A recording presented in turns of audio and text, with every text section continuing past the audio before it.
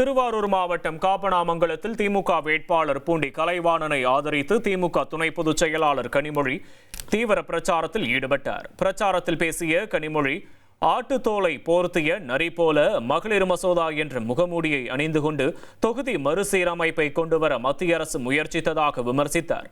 மேலும் தமிழகத்திற்கான பேரிடர் நிதி மற்றும் கல்வி நிதியை மத்திய அரசு வழங்கவில்லை என குற்றம் சாட்டிய அவர், முதல்வர் ஸ்டாலின் மகளிர் உரிமை தொகையை 2000 ரூபாயாக உயர்த்த உள்ளதை சுட்டிக்காட்டி உதயசூரியன் சின்னத்திற்கு ஆதரவு கோரினார்.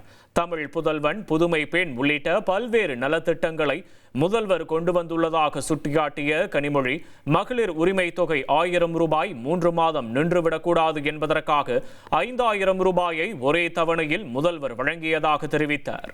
1,28,00,000 மனங்களை வென்ற தந்தி டிவி யூடியூப் சேனல். தவிர்க்க முடியாத தம்ப்நெயில், கலக்கலான கான்டென்ட்ஸ். நீங்களும் இந்த குடும்பத்தில் இணைய இப்பவே சப்ஸ்கிரைப் பண்ணுங்க. அசுரபலம் கொண்ட எங்கள் டிஜிட்டல் கரங்களில் உங்கள் விளம்பரங்களை சேர்க்க வாட்ஸ்அப் பண்ணுங்க. 8939888838. Email advtthanditv@dttv.in.